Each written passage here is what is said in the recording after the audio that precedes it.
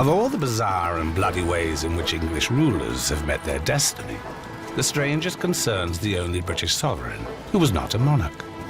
A man who had put a king to death, then refused the crown himself. The Lord Protector, Oliver Cromwell. Since his death over 350 years ago, his mortal remains have been interred, dug up, mutilated, exposed on a spike for 24 years, displayed at a grisly freak show, kept in a box by a vicar, and finally, purportedly, laid to rest at a secret ceremony in a Cambridge college. What this proud, God-fearing man would have made of this can only be guessed at. But this strange tale holds a mirror to Cromwell's reputation and to our own attitudes to democracy, tyranny, and the dark violence of our past. When you first hear about the Civil War, you're on one side or the other, and I was always Cromwellian. Unfortunately, we haven't actually achieved many of the things he wanted to achieve. I think Cromwell's revolution is only half finished. We just can't resist a good story, and that's what this was. Most people seem to have an opinion of Cromwell, but that opinion is very often based on very little knowledge. For all his importance to the history of Britain, our opinions of him seem strangely detached from the man's actual actions and beliefs. The public perception of Cromwell is hugely variable. We get people coming into the museum who say we need a new Cromwell now, and what they're trying to do is to take Cromwell, a 17th century figure, and make him relevant to the 21st century, and that just simply doesn't work. The controversy over Cromwell as hero or villain has been fiercely argued over for centuries. For a man destined to be one of the most influential rulers Britain has known, his roots were unremarkable. He came from an East Anglican family of gentry farmers who were well off and well connected enough to send Oliver to Sidney Sussex College in Cambridge. He underwent a religious transformation, becoming a strict Puritan, and at the age of 29 became a member of Parliament. Britain was being torn apart by religious differences and the king's demand for greater powers. When civil war erupted, Cromwell was naturally on the side of Parliament. In 2 years, he turned the Roundhead troops into the new model army, the most effective fighting force in the conflict, winning a string of decisive victories. However, this peculiar tale begins not with Cromwell's head, but that of a king, Charles I. In January 1649, as the Civil War came to a bloody climax, the victorious parliamentarians put Charles on trial for high treason. Among the many MPs acting as jurors was the Roundheads' leading general, Oliver Cromwell. The trial was held in London's Westminster Hall, a magnificent medieval building destined to be at the center of this grisly story. It was at the hub of power in the 17th century, the oldest part of the Palace of Westminster. Nowadays, it has been integrated into the Houses of Parliament. It took the court just 9 days to convict the king. A few hundred yards north of the hall, along Whitehall, at the banqueting house, a scaffold was prepared. On the morning of January 30th, 1649, Charles was led out to the block and publicly beheaded. Cromwell has a political legacy way beyond just the regicide. Some of the changes made under the Protectorate, the development of foreign policy, the development of the Navy, all of those were hugely important. The killing of the king was massively significant, but it shouldn't be the only thing for which Cromwell in the period is remembered. Over the next 4 years, Cromwell's prestige grew dramatically. As Parliament's leading general, he suppressed radical elements in the army while winning major victories in Scotland and Ireland, forcing the future Charles II to flee Britain. Finally, disgusted by the lack of godly fervor and the supposed corruption he found in Parliament, he dismissed it in a coup d'etat. A few months later, the Army Council declared him Lord Protector, King in all but name. We think of Cromwell as the man who destroyed the king. He's also the man who destroyed the Parliament that fought against him by his military coup of April 1653. And until recent times, that memory has been as powerful, I think, in the public imagination as the execution of the king. It sent shudders down people's spines. I mean, the idea of a military coup bringing a ruler to power. He tried the experiment of godly rule through a Parliament of the Saints, the nominated assembly, or bare bones parliament. And it was only when that failed that he was persuaded by the army officers to become Lord Protector. And even as Lord Protector, he was more interested in pushing for civilian rule and the broadening of support. During his rule, the new Puritan Commonwealth imposed its religious dogma, banning not only cockfighting, bear baiting, and the performance of plays, but also the celebration of Christmas. Oliver Cromwell ruled from 1653 to 1658. That September he fell ill, and within 2 weeks he was dead. His corpse began to decompose rapidly, so he was hurriedly embalmed, then interred in Westminster Abbey, in the Henry VII Chapel. As was the custom, for the following 3 months, his subjects came to pay their respects, not to his body, but to 2 wooden effigies. This official lying in state ended with the effigies being paraded, together with an empty coffin, at a magnificent state funeral befitting a king. The turmoil between the competing factions of the army and Parliament increased, not helped by the man Cromwell had named as his successor, his 32-year-old son, Richard. He was not up to the task. After less than 8 months, he renounced his office and acquired the cruel nickname of Tumbledown Dick. And in just a matter of months, the reputation of his father began to deteriorate as well. Immediately after his death, Cromwell is depicted as a king. That does not happen while he's living. It's because of the monarchical funeral. But that's a very brief period because his son's Protectorate collapses in the spring of 1659, and at that point you get all the satire from the 1640s coming back. So Cromwell as a Machiavel, Cromwell as a brewer, little texts in which he appears wearing a funny hat or appears as a little ghost and confesses all of his misdeeds. Woodcuts, which had presented Cromwell to a largely illiterate populace, were altered. A gallows or a noose round his neck were added to official portraits. Within the next few years, he was even pictured stealing the British crown or communing with the devil. Anti-Cromwell pamphlets in the 1660s frequently reference the supernatural. They put Cromwell in hell, they have him as a ghost coming from hell to earth to find out what the news is, and I think they use the supernatural as a way of countering the ongoing appeal of Oliver. There's a kind of supernatural judgment that has been made. Oliver Cromwell was not a popular ruler. He was not only hated by royalists, but he was hated by the victims of the successive military coups that had brought him power. In politics, the real hatreds often come not from political enemies, but from political allies.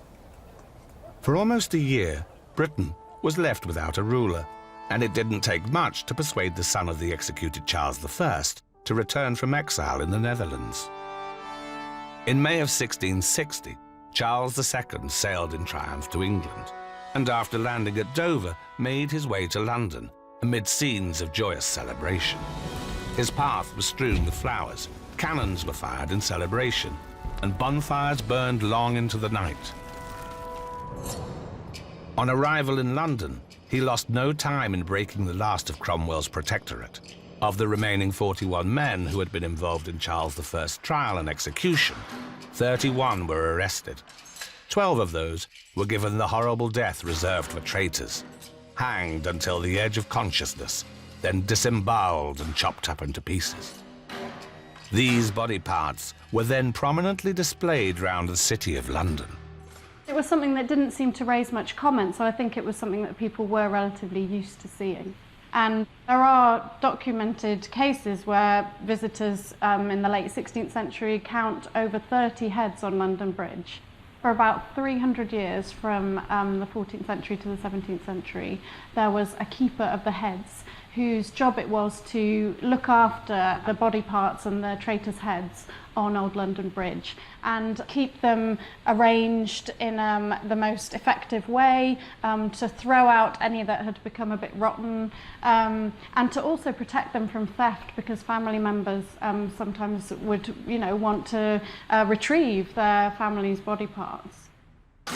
The king had a special fate in store for Oliver Cromwell, and two of the other leading regicides, John Bradshaw and Cromwell's aide-de-camp and son-in-law, Henry Ireton. Despite the fact all three were dead, the Houses of Parliament happily passed the motion that the carcasses of Oliver Cromwell, Henry Ireton and John Bradshaw, whether buried in Westminster Abbey or elsewhere, be with all expedition taken up and drawn upon a hurdle to Tyburn, and there be hanged up in their coffins for some time, and after that buried under the said gallows. On January the 26th, 1661, Sergeant-at-Arms James Norfolk led a party of stonemasons and workmen into Westminster Abbey. At its eastern end, they dug up the floor of the Henry VII chapel. Cromwell and Ireton's caskets were hauled out. Norfolk opened Cromwell's to discover the corpse wrapped in heavy green cloth. Around its neck was a brass plate, confirming the body's identity. Norfolk pocketed this, then charged the crowd 6 a time to look at the Protector's remains.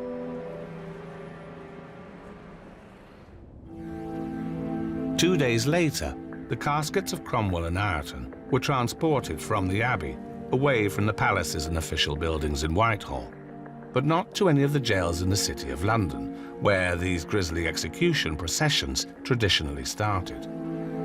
And not to the northwest, to the gallows in the fields of Tyburn, but to the east, to Holborn and the city's boundaries. The coffins were deposited at the Red Lion, a busy coaching inn, which was on the opposite side of the road to its Victorian replacement. Why the bodies were taken east to the Red Lion remains shrouded in mystery. Why move them in the opposite direction from their ultimate destination? And why move them 2 days before the grisly display? The next afternoon, the body of Bradshaw was brought to the Red Lion. Then early in the morning of Wednesday, January 30th, 1661, precisely 12 years after Charles I had been executed, the corpses of the three men responsible for his death were loaded onto sledges and drawn to Tyburn. At the intersection of what is now the Bayswater and Edgware roads by London's Marble Arch, Tyburn had been a place of public executions since the 14th century. It boasted the Tyburn Tree, a triangular set of gallows that could dispatch up to 21 victims simultaneously. Below this gruesome frame was dug a pit, the last resting place for the gibbet's guests. The bodies of Bradshaw, Ireton and Cromwell were hanged from the gallows. Cromwell's remained wrapped in the heavy green shroud. Ireton was said to have had the appearance of a dried rat. But Bradshaw, who had died less than 2 years before, was recognizable to the crowd. He was due some special attention from the public executioner. His toes were cut off and handed round the throng. The exhuming took place to reverse the effects of the monarchical funeral. Because Cromwell was buried as a king, despite his having refused the crown, that monarchical ceremony, that burial in Westminster Abbey, had to be undone, and it's undone in this grisly anti-ceremony of the exhuming. At sunset, the bodies were taken down and beheaded. The axeman needed at least 5 chops to sever Cromwell's embalmed head from its trunk. All who witnessed the spectacle noted that the 3 headless corpses were thrown into the burial pit. That year, the song at Tyburn Fair went, "To Tyburn Fair on a Saturday, across the road a beam of wood, the bones of Cromwell dangle in the fog." 5 days later, the public hangman placed the 3 heads on spikes on the roof on the southern side of Westminster Hall. The irony was that they would gaze over the very courtroom where they had condemned King Charles to death. As the president of the court, Bradshaw was placed in the middle, and Ireton and Cromwell on either side of him. And there, for at least the next 23 years, the former Lord Protector glowered down on the country that had taken him first as a liberator, and then, in seemingly the blink of an eye, as an ambitious and bloodthirsty tyrant. Cromwell's head on the roof of Westminster Hall, right over the courts of justice, had a hugely symbolic power that now he was vacant and mute and a kind of pawn of the rightful King Charles II. I mean, to dig him up, remove him from Westminster Abbey was understandable, but what they did afterwards was macabre, and people at the time didn't think it was the right thing to do. But I think, interestingly, it shows that Cromwell was really getting under their skin. Yet almost immediately after the spectacle at Tyburn, rumours circulated that Charles II's revenge had failed. The diarist Samuel Pepys heard the tale that Cromwell had ordered the royal bodies of Westminster Abbey switched about to foil any royalist retribution. An old serving woman employed by Cromwell claimed that his body had been sunk in the Thames just to avoid such a spectacle as seen at the gallows. Others had the body secretly buried in St. Nicholas Church in Chiswick to be near his daughter Mary. Or he was buried in his lands at Huntingdon. A boy claimed he had seen the body transported through the town of Cheshunt to somewhere in the north. But some of these strange tales have gained credence because of their sources. In the early 1700s, Francis Barkstead, son of Cromwell's steward Colonel John Barkstead, claimed that immediately after Cromwell's death, his body was secretly taken from London to the scene of his greatest military triumph, Naseby in Northamptonshire. It was there, in the summer of 1645, that Cromwell's disciplined use of his cavalry regiments in the battle had turned the tide for the Roundhead army and sealed his reputation as a military genius. Francis Barkstead said that early on the morning of Cromwell's death, he was unexpectedly woken by his father to help transport the body of the Protector from London to Naseby. On the battlefield, Sir John buried the coffin in a deep grave, then had the field ploughed over to hide its secret. Francis Barkstead's account was treated with skepticism, but 2 centuries later it received some unexpected corroboration. In 1969, the local Member of Parliament for Naseby, Reginald Paget, passed on a very old tale from the village.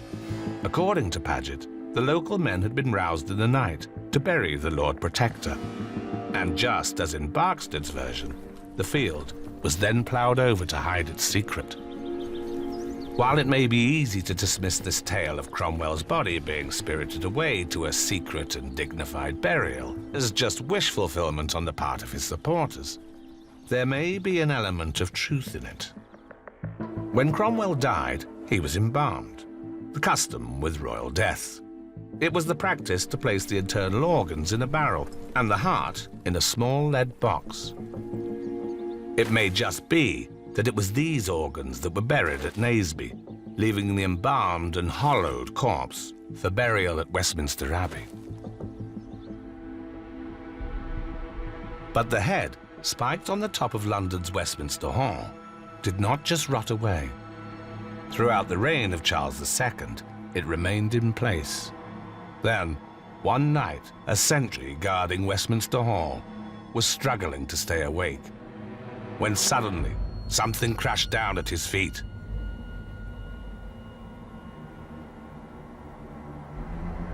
Picking it up, he saw to his amazement he was holding the head of the Lord Protector.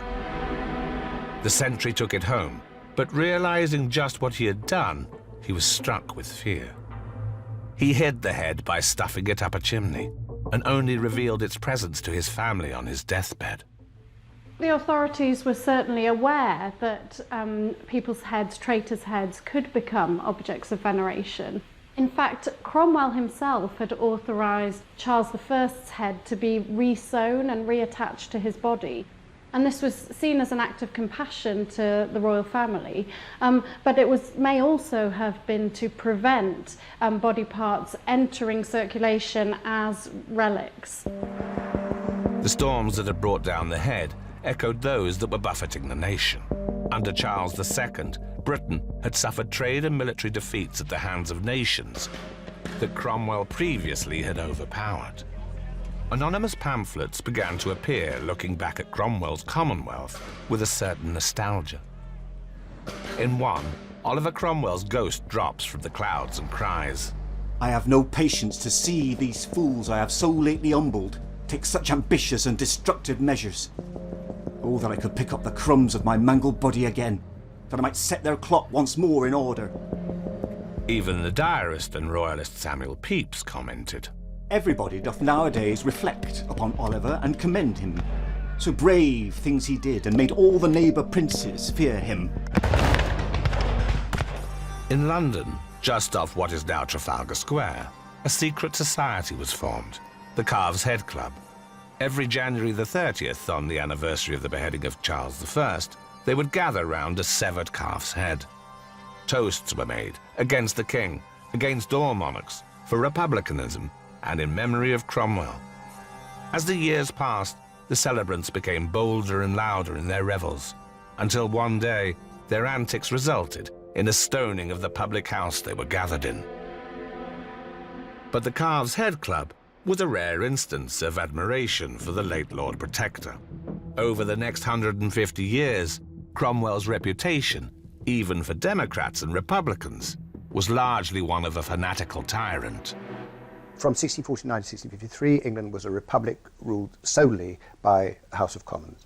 In 1653, Cromwell, in their eyes, usurps power. He's the great betrayer of the cause, and it's on that usurpation, which they attribute to ambition and hypocritical pretense of working for the public good or for God, that they attribute the failure of the revolution. English radicals could not forget how Cromwell had persecuted and suppressed those early Democrats, the Levellers, a movement that emerged from Cromwell's own New Model Army. They believed in government by the people's consent, and that all men, not just property owners, should have the vote. In debates on England's new constitution, Cromwell had made it clear that he thought that the Levellers' egalitarian ideals would bring about anarchy. Shortly afterwards, a handful of army officers led peaceful mutinies for democracy. They were executed on Cromwell's orders. I mean, Cromwell was socially a conservative with a small c, and I mean, it's clearly with his dealings with the Levellers that he wasn't very interested in overturning all the land owning and the structures of power that had been going on for centuries. You might not have gone as far as the Levellers, but after all, the Levellers didn't want to go as far as the Diggers, so they weren't as sort of Trotskyist left as they're sometimes portrayed. But it was a step forward. In 1688, Charles II died and was replaced by his brother James II. The new king threatened to return England to Catholicism and became increasingly absolutist and unpopular. James was forced to flee to France when Parliament invited his Dutch son-in-law to take the throne. William III was the first British king voted into power. Less than 40 years after the bloody civil wars, England underwent its true revolution. People sometimes say that the execution of Charles I has a lasting effect on the English monarchy, that kings have slept less easily on their thrones since then. But if that's true, why 40 winters after the execution of the king in 1688 to 9, why did there have to be a second revolution? I've no doubt that the memory of war, civil war and violence is probably quite important in influencing people, saying, my goodness, we don't want to go through that again, and therefore everybody keeps their heads down. And that might well help this rather remarkable phenomenon of a foreign invasion, which, however, turns out to be completely pacific. If things hadn't happened in the middle of the 17th century in the way in which they did, we probably wouldn't have a monarchy now, because the monarchy would probably have gone in some far more dramatic revolution in the late 17th or early 18th century. In London, Cromwell's head moved back into public view.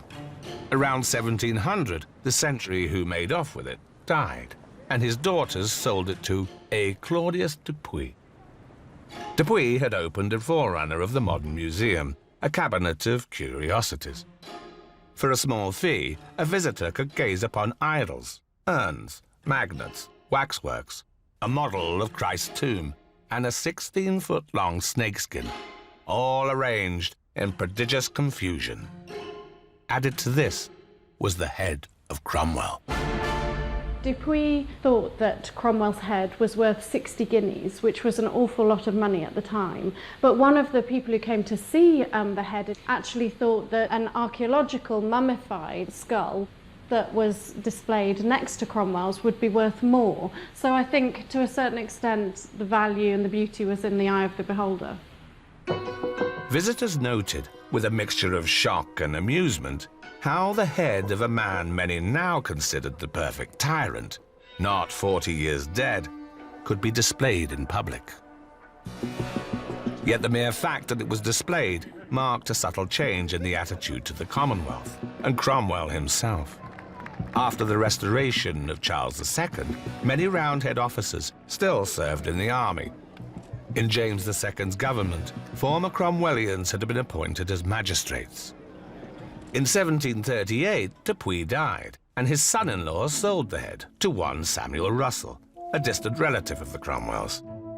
Russell was not a prize apple from the family tree. He was an actor, appearing at theatres around London's Covent Garden, described by those who knew him as needy and dissolute. He was known to be drunk as often as he was sober.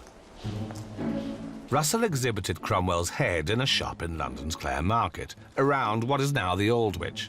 Whether this exhibit proved profitable is not known, but what it did generate was interest. Noted medallists and coin experts compared the head to the image on coins and paintings and declared it genuine. Encouraged by this, Russell tried to sell on the head to the Protector's old Cambridge College, Sidney, Sussex. A clandestine approach was given short shrift by the master and fellows. Even if the dons believed in its authenticity, this relic of a regicide was still too notorious to officially give it sanctuary. Samuel Russell's alcohol-ravished financial affairs were not improving. So for a series of loans he turned to James Cox, noted jeweller, exhibitor of curios, and builder of complex automatons, like this wonderful mechanical silver swan, now on display at the Bowes Museum. Cox had always had his eye on Cromwell's head, and in 1787 made his move. He called in Samuel Russell's loans and got the actor to sell it to him for the princely sum of £118. There was a trade in heads and body parts towards the end of the 18th century, and certainly in the 19th century. There was a huge trade in heads as curiosities, so archaeological heads, skulls, mummified heads, shrunken heads, preserved heads. All these things came up at auction and were increasingly on public display in museums and at fairs and exhibits around the country. Cox did not display his prize, but kept it at his home in Shoe Lane, just off London's Fleet Street. Still, everyone seemed to know about it. Local publicans would come pounding on his door, demanding that their patrons be allowed to see it. Among those granted a peek were the author James Boswell and the painter Joshua Reynolds.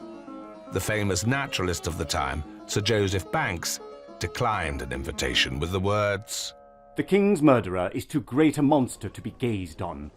It makes my blood boil with indignation just to hear his name."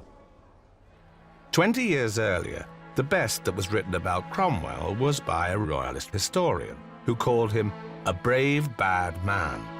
But as the generation that had lived through the Civil War died away, writers and historians began to take a more dispassionate attitude to the Lord Protector.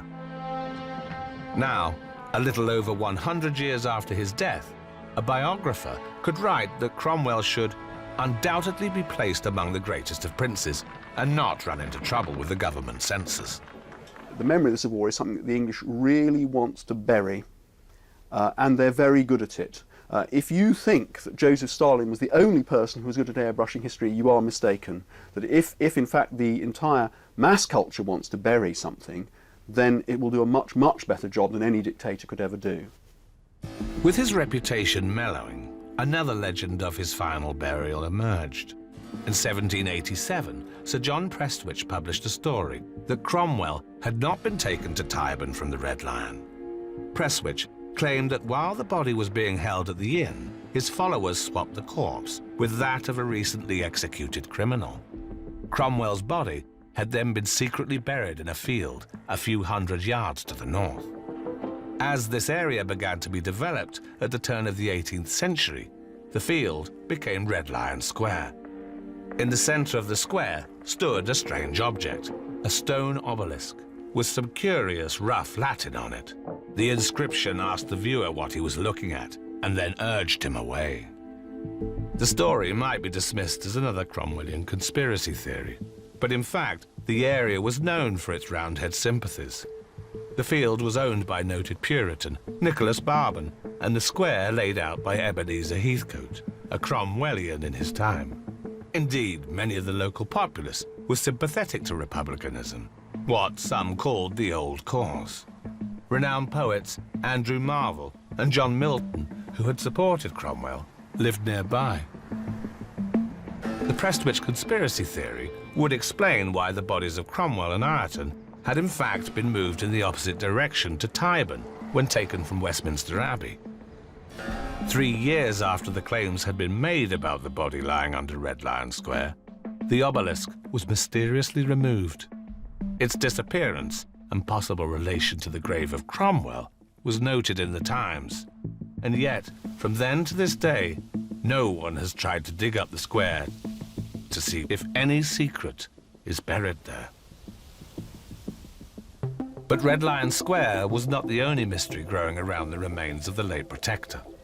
In October of 1720, a Mr. Smolterall presented Oxford University's newly founded Ashmolean Museum with a skull that he asserted was Cromwell's. In a convincing document, he claimed that the skull had been blown off the roof of Westminster Hall 50 years earlier and had been in the possession of a number of people around the area until he ended up with it. The skull was proudly placed on display at the museum. But it was the head in London that was at the centre of a new radical stirring. In 1799, it found a new home in South Molton Street, just off Bond Street, as fashionable then as it is now. James Cox sold it for £230 to the three Hughes brothers, who exhibited it in Mead Court. To help them draw up a catalogue and publicity for the exhibition, the Hughes brothers hired noted artist John Cranch, who began to research the head's provenance. Cranch drew up a handbill. The head is seen with a crown lying by it, and in the background, the scales of justice. Around its neck is a noose. The caption reads, "A crown or a halter." Cranch also painted a moody portrait of the Protector's remains. Cranch's friend, the painter John Constable, was not convinced of the artefact's authenticity. In a letter, he referred to Cranch becoming obsessed with an old, rusty, fusty head with a spike in it. While the exhibition's handbills may have seemed neutral on the reputation of the Lord Protector, once visitors had paid their 2 shillings and 6pence and entered Mead Court, they were left in no doubt where the exhibitor's sympathies lay. The exhibit not only featured the head, but also medals and memorials to Cromwell. The Hughes brothers were among those who now sniffed the heady scent of republicanism from the continuing French Revolution. At this moment, the inebriated former owner of the head returned. As Samuel Russell had spent his new wealth in various public houses, he began to think himself hard done by. Drunk, he turned up at Mead Court and declaimed to a gathering crowd that he had been driven into a bad bargain and forced to sell. It was only when the mob was shown the entirely legal and sober bill of sale that Russell himself had drawn up that the sozzled actor left the stage. The revolutionary turmoil across the Channel caused war to break out between Britain and France, now ruled by Napoleon. The reputation of Cromwell once again changed direction. In 1803, the Royal Academy rejected Thomas Banks' bust of Cromwell, judging it an improper object and removed it from the exhibition. Radical democracy of the violent French Republican kind lost its appeal for the English public, and so did the Hughes Brothers exhibit. In 1813, it went bust. The head was sold once again, this time to Josiah Henry Wilkinson. It is said that afterwards, each of the Hughes brothers died under mysterious and grisly circumstances. Violent riding accidents and robberies turned to murder. The continuing public exhibit of Cromwell's head fell victim to the changing attitudes of the establishment. There was always a great popular fascination and eagerness for that kind of display, but it came to be gradually seen as inhumane and also as a risk to public order to have these very dramatic theatrical displays of torture in the city streets. In the early 19th century, on London's Piccadilly, the city's biggest attraction was William Bullock's museum. It drew hundreds of visitors a day to its natural history collections. But the paying crowds poured in for Napoleon's captured coach and kept coming for the freaks and curios, including Siamese twins, a mermaid, live Eskimos, the Burmese state carriage, and the biggest attraction, General Tom Thumb. A natural addition to this would be the head of the Lord Protector, but Bullock was quietly warned off by the Prime Minister himself. After 100 years of exploitation, the head now disappeared from public exhibition, although its new owner, Josiah Henry Wilkinson, doted on it and delighted in showing it off in private. He kept it in a special oak box that was specially made to hold the head, and he used to bring it out at dinner parties or at breakfast and pass it round to his guests. One guest remembered how he'd spoken for an hour about how he'd come to take possession of the head. So he clearly revelled in the theatre and the drama of this story. The popular novelist, Maria Edgeworth, spent long hours gazing at it.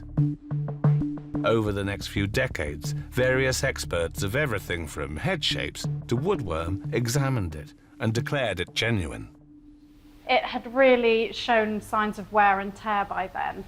It was a kind of leathery, yellowish brown skin. The hair was very thin by now. At some point, Cromwell had lost an ear. His nose was broken. So it was beginning to show signs of its age. With Cromwell's head out of public view, his reputation now fell back into the arena of historians and writers. The radical writer and journalist Thomas Carlyle found in Cromwell a perfect subject. Carlyle had come to fame with his account of the French Revolution. He was the doyen of literary London and welcomed into his Chelsea home the philosopher John Stuart Mill, the painter James Whistler, and Charles Dickens. Carlyle believed that strong men, heroes, were needed to take charge during times of intense and rapid change. Who else better than the Lord Protector to prove this? In 1845, Carlyle decided to write not a conventional biography, but one to bring together Cromwell's letters and speeches. So that the reader might obtain some dim glimpse of the actual Cromwell. He made a thing far shining miraculous in its own century, and memorable to all centuries. It's by far the most influential book that's ever been written on Cromwell, and it finds a passionate audience among nonconformists and among social radicals. So Cromwell's letters and speeches enter the political imagination of the 19th century. Carlyle's book hit exactly the right note at exactly the right time. You had a growing, literate, nonconformist classes who were seeking a national hero. Cromwell fitted the bill. He had a strong foreign policy, he was good on trade, and he was a good soldier. Couldn't be any more Protestant than Cromwell. And Carlyle is, above all, a religious thinker, a moral thinker, and his original thinking about revolution all comes from thinking about the French Revolution, and he sees the French Revolution as a wonderful moral purgation. All the corruptness, all the decadence is swept aside. And in this sense, Carlyle actually finds revolution, and even perhaps a touch of violence, is almost salutary. Having written about the French Revolution, he then starts thinking, well, what about England? He makes this comparison. and he comes to practically an identical conclusion. Yet despite Carlyle's hero worship of Cromwell, he was not convinced of the authenticity of the head. He called it fraudulent moonshine, but he couldn't resist sending his secretary to go and see it and report back to him in great detail. And he also wrote a letter to Notes and Queries about it. So even though he didn't think it was authentic and he dismissed it out of hand, he still was drawn in. For Carlyle, Cromwell was the very embodiment of those traits that had enabled the British to build a global empire. For a people who now saw the world as theirs by divine right, this was inspiring. If the Lord Protector was the founder of the empire, then one might forgive him the little matter of chopping off a king's head. I confess I have an interest in this Mr. Cromwell. He is epic, still living. Hail to thee, thou strong one. Hail across the long-drawn funeral aisle and night of time. But it wasn't just the radical Carlyle who found virtue in the man. Even the historian and arch-patriot Thomas Macaulay wrote that Cromwell was a necessary reformer and the greatest prince that had ever ruled England. As Victoria settled into her reign, many now began to turn from the Church of England to nonconformist faiths, becoming Baptists, Methodists, Presbyterians and Quakers. For them, Cromwell had been the vanguard of a Protestant England. And the emerging Labour movement saw in Cromwell's battle with the king a precursor to their own struggle for social justice.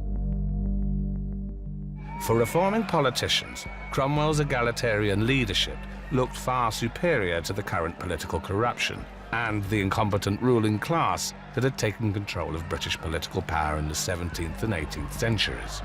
Reformers and socialists claimed philosophical roots in the Roundhead revolt against the king. He becomes, if you like, the hero of the other England. He becomes a hero of middle and working class radicalism, the person who, if you like, smashed the establishment in the civil wars and, as was believed in the 19th century, had stood up for the lower orders against an oppressive, frivolous aristocracy.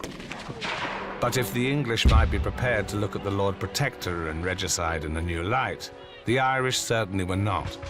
For them, the violence and terror of Cromwell's Irish campaigns could not be forgiven. The bloody 17th century parliamentary invasion changed Ireland forever and is still darkly remembered to this day. There's no doubt that Cromwell can evoke tremendously strong emotions among Irish people, even today, and the mere mention of his name can get people very excited and very agitated. In 1649, Parliament sent an army to Ireland, commanded by Cromwell, to suppress the long-running insurgency by Catholics and Royalists. English opinion had been inflamed by propaganda, falsely showing the torture and slaughter of Protestants. The talk of Parliament's army was not just of subduing the heretic Irish rebels, but of seeking revenge. After landing near Dublin, Cromwell's 1,200 troops marched north to besiege the walled city of Drogheda. The siege lasted a week, and the defenders refused to surrender, even when the walls were breached. Parliamentary troops then charged the town, massacring both soldiers and civilians. Cromwell gave the strict order that nobody bearing arms within the town walls was to be spared. But very quickly it degenerated into a free-for-all.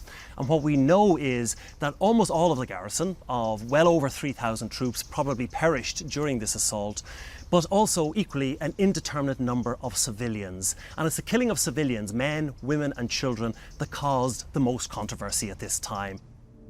The subsequent siege of Wexford once again saw the massacre of surrendering Irish soldiers and civilians.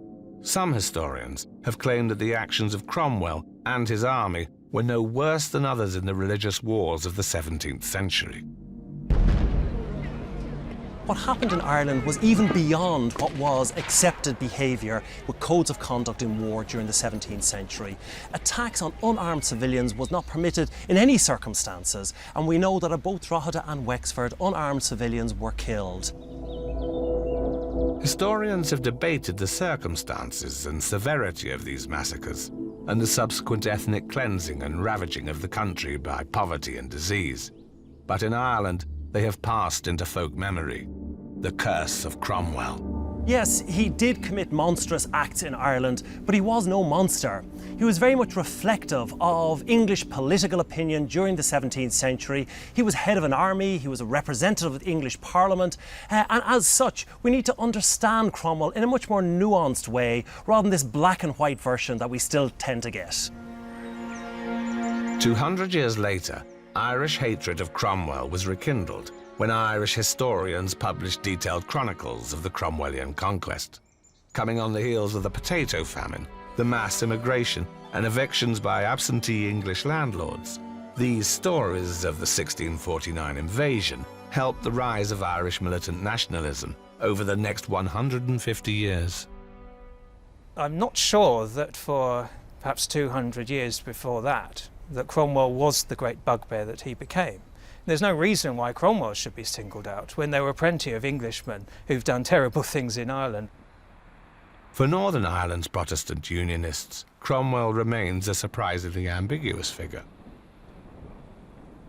There was a spectacular mural on the Shankill Road in Belfast, but strangely, he rarely features in any propaganda or in any images that you'll see. And I think the reason for this is that he's a problem person in the sense he was also the person who executed the king. He's a king killer. And if you're a loyalist, you're loyal to the crown, then how can you also show support for Oliver Cromwell? I've had some fascinating conversations with Irish visitors.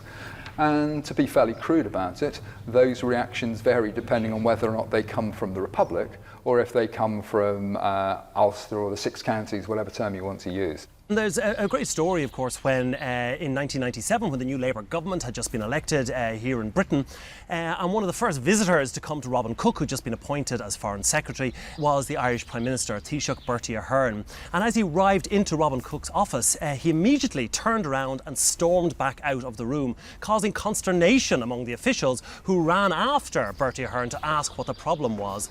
And he said he wouldn't come back into the room to meet Robin Cook until the portrait of that murdering bastard had been taken off the wall. And I think that gives a very good sense to the extent which emotionally and very much at the level of the heart, that for a lot of Irish people, Cromwell is still very much alive today.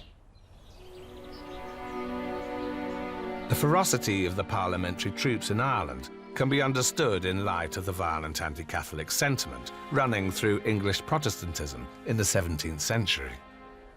Religion, of course, was a hugely important part of Cromwell's politics and the causes of the conflict in the Civil War, but I don't think the general public are greatly aware of it. Well, I think it's very difficult to distinguish between the political and the religious, particularly in Cromwell's career, because a lot of what might be seen as his political actions were religiously motivated. To this day, Roundhead troops are remembered for their desecration of church altars and artworks. Philippe de Montebello, director of New York City's Metropolitan Museum of Art, is quoted as comparing this Puritan onslaught to the Taliban's destruction of the statues of the Buddha at Bamiyan. For anybody to accuse Cromwell and his followers of bringing the British Taliban is just so plain wrong and ahistorical, and people who should know far, far better have come out with that suggestion. While troops under Cromwell's command did desecrate churches, they did not do so on his orders. It was Parliament who required their troops to remove any supposed objects of superstition or idolatry they found. They do have a very strong sense of godly mission. They're biblical fundamentalists. They think they're doing God's work in the world, and this sometimes takes some pretty violent forms. On the other hand, they were not social and political revolutionaries in the way perhaps that the Taliban might be taken to be. He certainly wasn't a religious fundamentalist fanatic in that sense of the word fundamentalist. He was fundamentally committed to the idea that there should be freedom of worship, providing it didn't threaten the state. Yet despite this, it seems in our time, Cromwell has become the personification of the radical Puritan parliaments of the 17th century. Cromwell, of course, is also blamed for banning Christmas, and again, that's just plain wrong. It was Parliament who decided that Christmas shouldn't be celebrated, and that was based on their religious beliefs.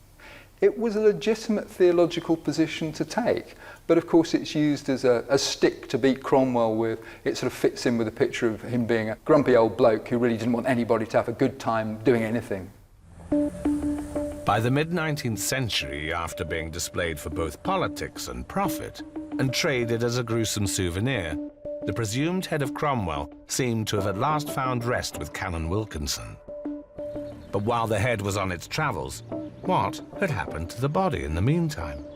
A local legend points to the precise spot where the decapitated trunk of Oliver Cromwell lies, in a sealed vault in an ancient building in Yorkshire. In the last year of her father's reign, the 20-year-old Mary Cromwell, Oliver's second youngest daughter, married Thomas Bellasis, Viscount Fauconberg.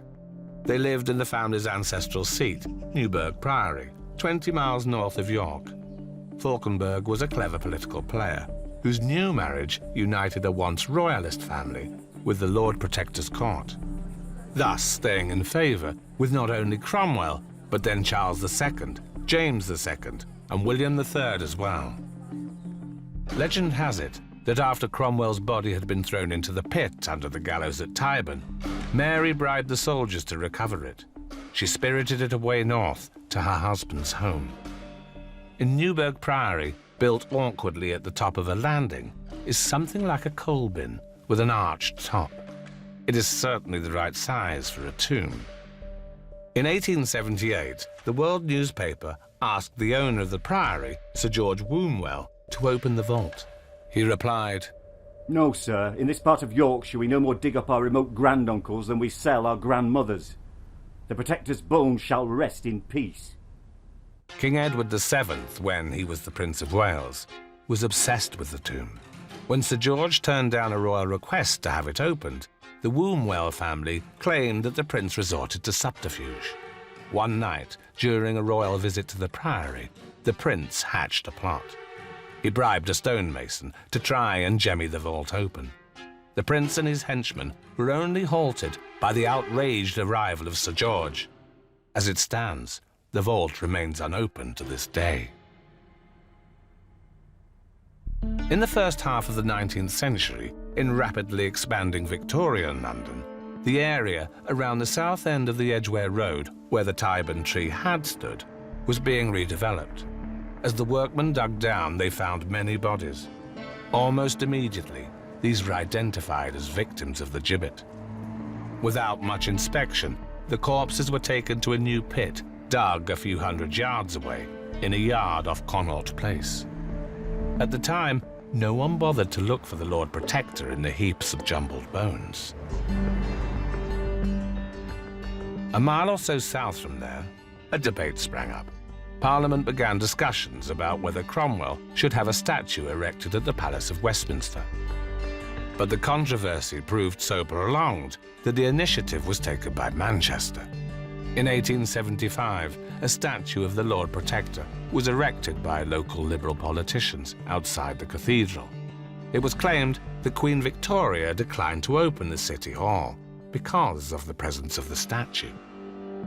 In 1899, a statue was erected in Warrington and another in St Ives the following year.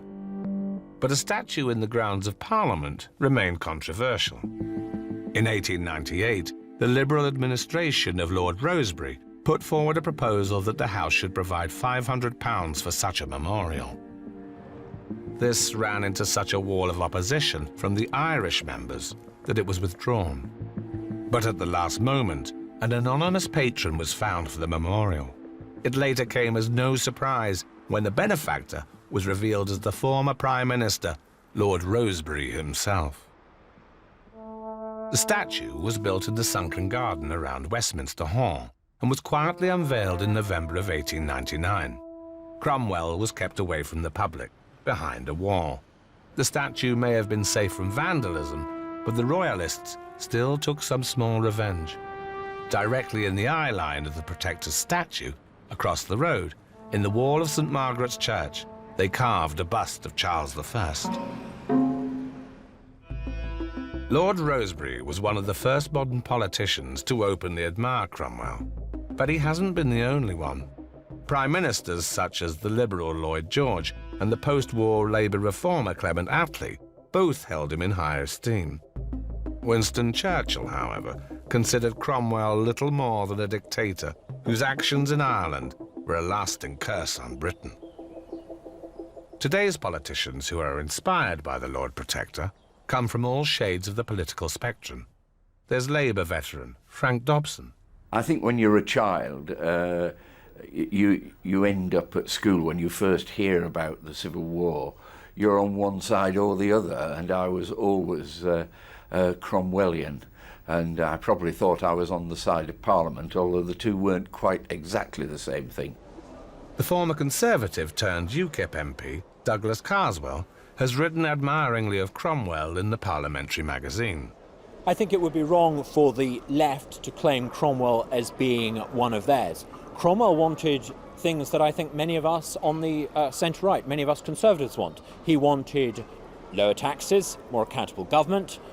He wanted those who've got power and authority to be accountable for how they wield them. I think any political party trying to adopt Cromwell as some sort of mascot is in very dangerous waters because of the level of anachronism that's required. I don't think Cromwell has a direct influence on many of us in present times, although we always ought to admire someone who rose from the ranks of being an obscure backbencher to being the Lord Protector. When I first came to the House of Commons, I thought that many of the things that Cromwell wanted, an effective Parliament, holding government to account, I'd assumed those things had been achieved, and that was how Parliament worked. I discovered actually that many of the things Cromwell wanted, accountability and a Parliament that wasn't supine and spineless, unfortunately we haven't actually achieved many of the things he wanted to achieve. I think Cromwell's revolution is only half finished. If the Tories want to accept the great revolutionary as one of theirs, okay by me. If people study the politics of the past and think about them in relation to the politics of the present, I'm all for it. But when people recruit the passions of the past to their own political purposes, they invariably distort the past. As the 20th century began and Cromwell's reputation was improving, what was to become of the Wilkinson head, as it had become known, after the name of the family who'd owned it since 1813? Of course, the whole power of this relic lay in its authenticity, in the fact that this really was Oliver Cromwell. So numerous scientists, a sculptor, a medalist, all sorts of people turned their attention to the history of the Wilkinson head. In 1911, the Royal Archaeological Institute examined it, and experts agreed that it was not a modern fake. Then it was placed in the glare of the most modern of scientific inventions, the X-ray. Even so, there was still much public discussion about whether it was indeed the head of the Lord Protector. Articles regularly appeared in the press on the latest discoveries about the artefact, as well as opinions on what should be its final resting place. In the early 1930s, two eminent scholars, Karl Pearson and Geoffrey Morant, became intrigued by the head. Their fields were statistics and biology. Indeed, Karl Pearson had been pressing for a full examination of the head since he had first seen it in 1911. They were convinced their groundbreaking techniques could solve the mystery. Pearson and Morant had developed a method of recreating the physiognomy of a face from the skull. To perfect this procedure, they had initially worked backwards, using the head of an electrocuted Egyptian criminal, precisely photographing it, and after stripping away the skin and soft tissue, measuring the skull. It was a forerunner of modern face rebuilding techniques. This pioneering work became the basis of the methods used by today's elite forensic scientists. Pearson and Morant scrupulously went through all written accounts and documents relating to the head, comparing the subtle differences from one to another. They looked at the historical facts of death, embalming and dismemberment in the 17th century. Their research ran to over 100 pages of detailed scholarship, which covered everything from the layout of the buildings around Westminster Hall in the 1660s to the precise measurement of the axe strikes on the vertebrae. They then got to work on the head itself, comparing it to contemporary paintings of the Lord Protector, and more importantly, to the death masks held at Chequers and other official buildings. Ironically, it was how the hangman had prepared the head for its public humiliation that allowed it to be so clearly identified 3 centuries later. Traitors' heads were commonly dipped in pitch or tar. Sometimes they were put inside an iron casing or a kind of cage, and also they were parboiled, and this helped to slow the rot and gave them a longer use life, a longer display life. A key fact was the head had come from a man who died, been embalmed, then had his head chopped off and spiked. This was a rare sequence of events, virtually unique in history. But most convincingly, the physical attributes of the Wilkinson head lined up with the death mask and the portraits. The nose, chin, and forehead were a perfect fit. And to virtually seal the case, Cromwell's much-noted warts on the death mask and on the head matched precisely. With a few minor exceptions, the academic and scholarly worlds concluded that Pearson and Morant had decisively proved that the Wilkinson head was indeed Cromwell's. The skull donated by Mr. Smalterall that had been so proudly displayed at the Ashmolean was consigned to obscurity. The catalogue no longer referred to it as even thought to be Cromwell's skull, and at some point it was shuffled off to the Natural History Museum as just another human cranium. By now, Cromwell's reputation was positive enough that you could name a battle tank after him, use him to advertise shoes or sell beer and cigars. A fine historical irony for a Puritan whose contemporary detractors had once referred to him as nothing more than a humble brewer. Almost 20 years after Pearson and Morant's investigations, in 1953, on the 300th anniversary of Cromwell's becoming Lord Protector, the BBC approached the head's current owner. This was the grandson of the man who had purchased it from the Hughes brothers, Canon Horace Wilkinson. He refused the broadcaster's request to film it, though he was quite happy to show it to the children of his village of Woodbridge in Suffolk. In April of 1957, Wilkinson died, and the head passed into the possession of his sons. They offered it to Cromwell's old Cambridge College, Sidney, Sussex, and this time, 250 years after their first refusal, they accepted. In March of 1960, 302 years after he was first buried, Oliver Cromwell, or at least his head, was interred again. In a secret ceremony, attended by only a few of the college fellows and members of the family, Oliver Cromwell's head was laid to rest in the anteroom to the college chapel. The Cambridge undergraduate legend goes that only the master knows the north-south coordinates, and the bursar the east-west ones. And this information is only passed on to their successors once they leave their posts. So if Cromwell's head really does lie in Sidney Sussex College, where does his body rest? Despite the romanticism of stories of midnight hearses and Republican grave robbery, the body of the Lord Protector most probably lies unmarked under this modern block of flats on London's Edgware Road, just north of Marble Arch. The controversy of his legacy, though, has not completely died away. In 1960, Wallingford Borough Council in Oxfordshire declined to name an estate after him, commenting, "We have more than enough benefactors whose names we would like to commemorate without entertaining a malefactor of his class." In 1999, local Catholics snubbed the ceremonies in Huntington to mark Cromwell's 400th birthday.